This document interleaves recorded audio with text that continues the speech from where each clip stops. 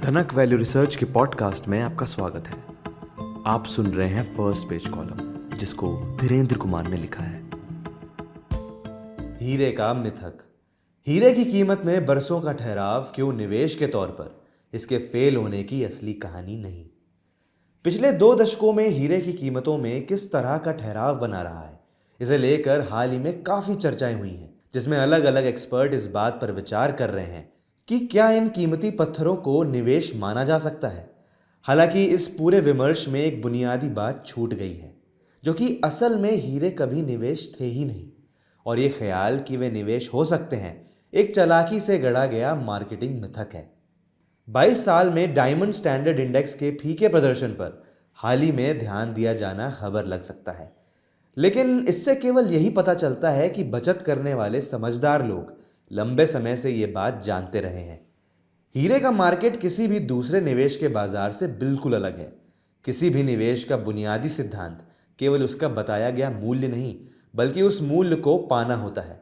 यानी जब आप उसे बेचना चाहते हैं तब उसकी कीमत पाना, और इसमें यह मायने रखता है कि तब आपको अपने निवेश के बदले में क्या मिलेगा। जहां तक हीरे की बात है तो इसमें सिद्धांत और असलियत के बीच इसके अंतर पर अगर हल्के अंदाज में कहें तो बहुत बड़ा है। हीरे का ये अजीबोगरीब स्वभाव यूं ही नहीं है, ये डिज़ाइन ही इस तरह से किया गया है।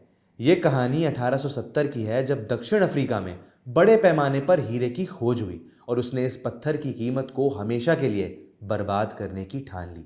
अब इसका समाधान क्या था? सप्लाई और कीमत को काबू करने के लिए मोनोपोली या एकाधिकार बनाया गया, जो डी बेयर्स कहलाया।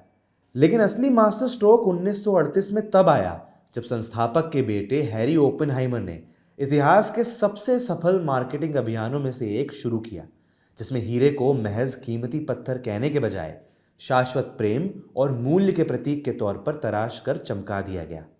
इस मार्केटिंग अभियान ने सिर्फ हीरे ही नहीं बेचे, इसने ये सोच भी बेची कि हीरे कभी नहीं बेचे जाने चाहिए।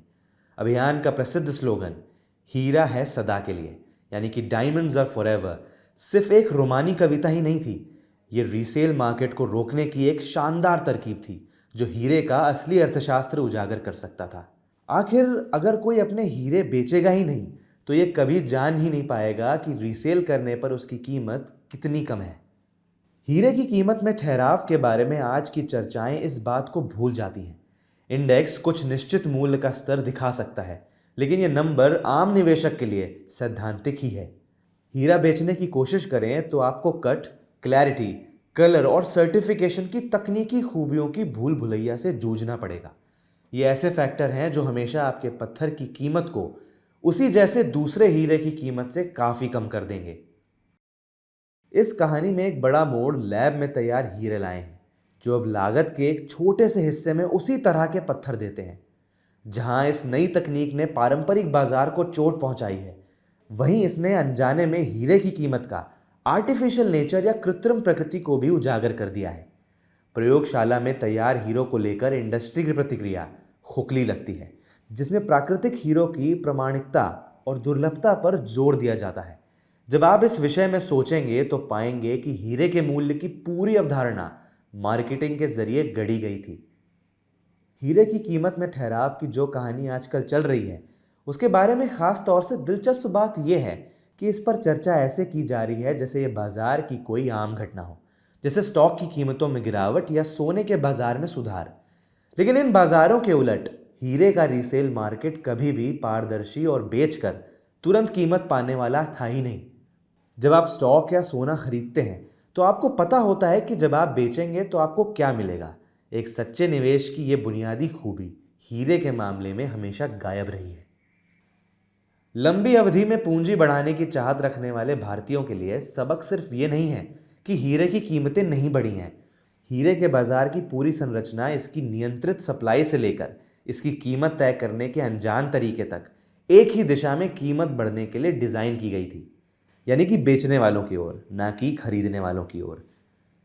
इसलिए जब हम 22 साल से हीरे की कीमतों में ठहराव के बारे में हेडलाइनें देखते हैं तो शायद हम गलत सवाल पूछ रहे हैं।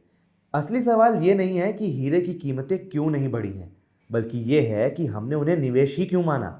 इसके बजाय असल निवेश वे है जो प्रोडक्टिव बिजनेस के जरिए असल मूल्य पैदा करते हैं। चाहे वो प्रोडक्ट और सर्विस देने वाले बिजनेस हो, ग्रोथ की पूंजी मुहैया करने वाले ब्रांड हो, या काम में आने वाली अचल संपत्ति हो। वास्तविक निवेश में मूल्य पैदा करने के लिए स्पष्ट तंत्र और मूल्य तराशने के लिए पारदर्शी बाजार होते हैं। वे साफ तौर पर दिखाई देने वाले रिटर्न, मालिकाना हक की स्टैंडर्ड यूनिट्स और सबसे अहम बात, जब भी जरूरत हो सही बाजार मूल्य पर बेचने की क्षमता देते हैं। निवेश के ये मूल सिद्धांत सदियों से बदले नहीं हैं और कोई भी चालाक मार्केटिंग किसी लग्जरी खरीद को धन पैदा करने के स्रोत में नहीं बदल सकती।